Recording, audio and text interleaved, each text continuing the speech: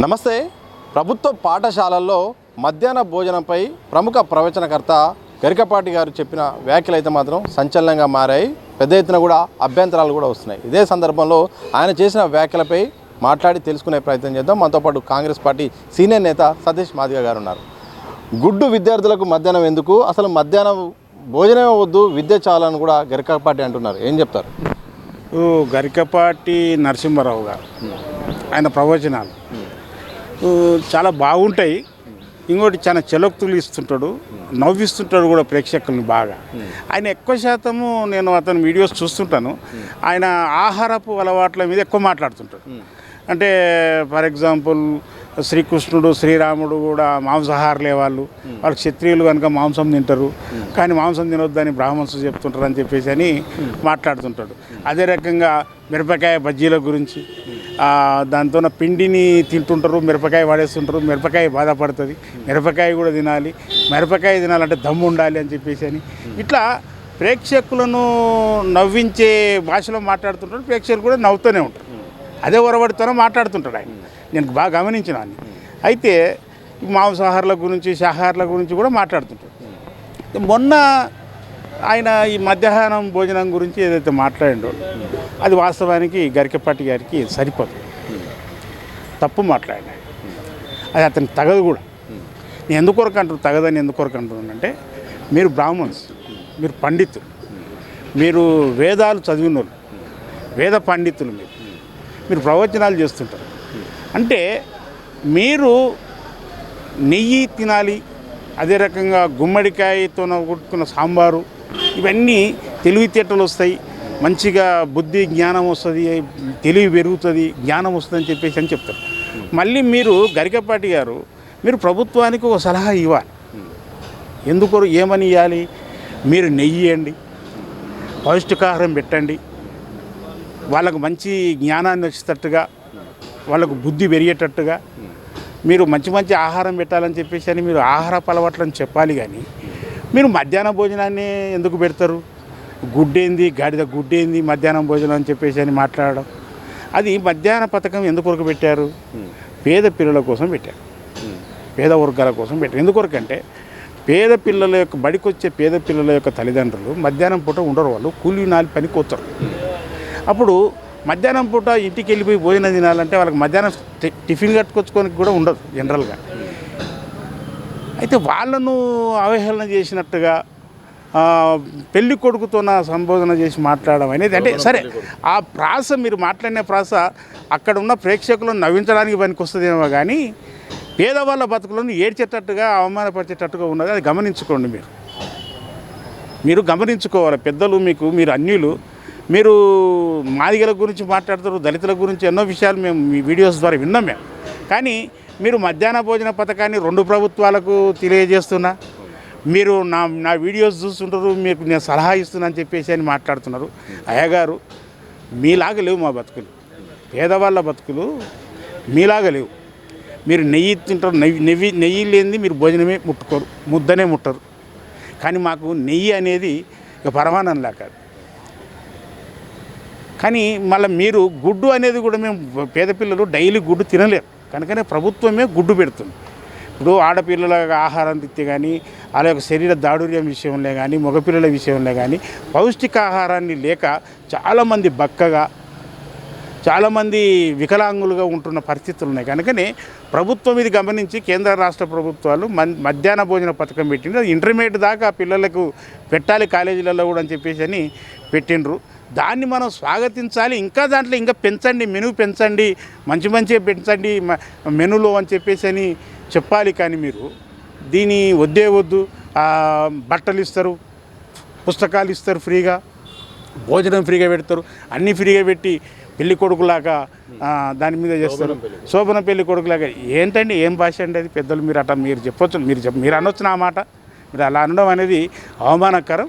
మీ యొక్క వాడిన పదాలను వెనక్కి తీసుకోవాలని చెప్పేసి విజ్ఞప్తి చేస్తుండే. సో మధ్యాహ్న భోజన పథకంపై ఒకవైపు ఏపీతో పాటు తెలంగాణ ప్రభుత్వం కూడా ఆలోచన చేస్తుంది. తాజాగా ఇంటర్మీడియట్ సంబంధించిన బ్రేక్ఫాస్ట్తో పాటు లంచ్ కూడా పెడుతున్న ఈ సందర్భంలో అసలు మధ్యాహ్న భోజనం అనేది వద్దు, ఇది సరైనది కాదు, కేవలం విద్య అందిస్తే చాలని చెప్పిన వ్యాఖ్యల్ని ఎట్లా చూస్తారు? ఇంకోటి ఆయన విద్యను కూడా ఒక వెటకారం చేసి మాట్లాడాడు. వస్తాడు లేకపోతే లేదు, భోజనం పెడితేనే వస్తాడా అంటే భోజనం అనేది పిల్లలు బడికి వచ్చేటోళ్ళు మధ్యాహ్నం భోజనం ఉంది కదా అందుకొరకు బడికి వస్తారు అనే భావనలో మాట్లాడాడు. ఇంకోటి భోజనం ఎందుకు పెడతారు వాళ్ళకు, వస్తే ఎవరు భోజనం వాడు తెచ్చుకోవాలా, తెచ్చుకోకపోతే వస్తాడు, స్కూల్కి రావాలా, వాడు వస్తే వస్తాడు, రాకపోతే రాడు, ఇంకోవాడు వస్తాడు. అంటే మీరు ఏమంటారు వేదాంతాలు చెప్పి ప్రవచనాలు చెప్పి మీకు పిచ్చి అంటే వ్యంగ్యాస్త్రాలు వల్లిస్తూ మీరు మైండ్ దొబ్బినట్టుగా అనిపిస్తుంది మీకు. అది కాదు, అది పద్ధతి కాదు. అది మీరు పేద పిల్లల్ని అంటే ఎస్సీ ఎస్టీ బీసీ మైనార్టీ ఏ వర్గంలో అయినా సరే పేదలు, ఈరోజు ఉన్నత వర్గాల్లో కూడా బ్రాహ్మణ్స్లోనూ కూడా పేదవాళ్ళకు రిజర్వేషన్స్ వర్తించాలని చెప్పేసి కేంద్ర రాష్ట్ర ప్రభుత్వాలు చేస్తున్నాయి. అంటే ఈ రిజర్వేషన్స్ ఎందుకు పెట్టాయి, పేదవాళ్ళు బాగా అన్ని రకాలుగా ఉన్న వాళ్ళతో పోటీ పడలేరనే ఉద్దేశంతోనే కదా పెట్టింది రిజర్వేషన్. ఈ ఫుడ్ కూడా పెట్టేది అందుకొరకే కదా అన్నప్పుడు మీరు వీటిని ఆ రకంగా పేదరికంతోన ఉన్న పిల్లలకు పౌష్టికాహారాన్ని అందించాలి ప్రభుత్వం అనే ఆలోచనతోన మీరు ఆలోచన చేయాలి తప్ప కానీ మీరు ఏదో ప్రేక్షకులు నవ్వుతారు కదా ఇలా నవ్వించాలని చెప్పేసి అని వ్యంగ్యంగా మీరు మాట్లాడి ఈ పేదల బతుకులను అవమానపరిచారు మీరు. ఇది మీకు తగదని చెప్పేసి అని విజ్ఞప్తి చేస్తున్నాను. అదే గరికపాటి టీం నుండి అయితే మాత్రం ఒక వివరణ వచ్చింది.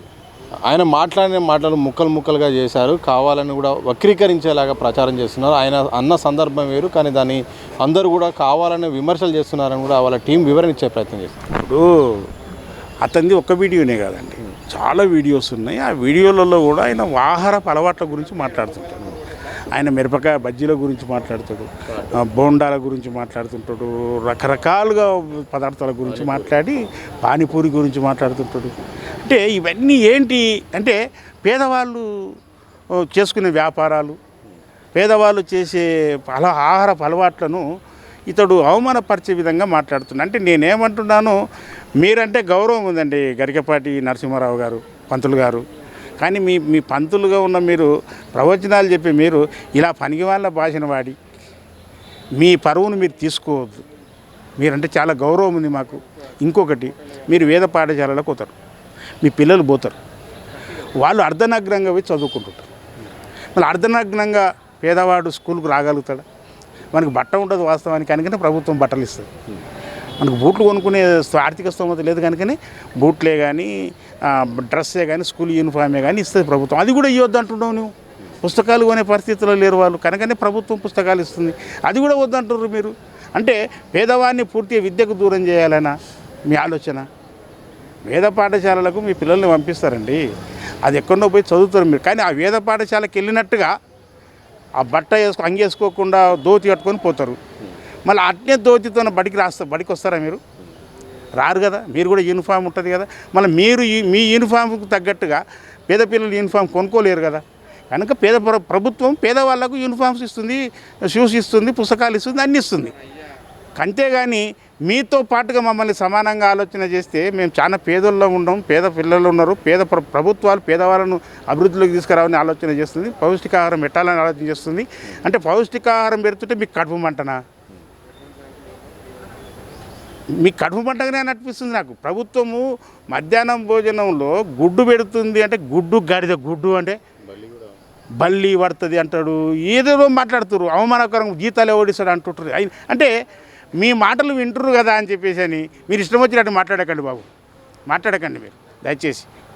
మీరు ప్రవచనాలు ఏమైనా చెప్పుకుంటే మీ ఇళ్ళలో చెప్పుకోండి, కానీ ఈ ప్రవచనాల పేరుతోన ఇతర ఆహారపు అలవాట్లనే కానీ ఇతర వర్గాలనే కానీ కించపెట్టేటట్టుగా ప్రభుత్వాలకు ఏదో మీ సలహాలు ఇస్తూ ఏదో మీ వచనాలు వింటున్నారు అని చెప్పేసి అని మీరు మరీ విరవీగి విచలవిడిగా మాట్లాడితే అది మీ గౌరవం పోతుంది.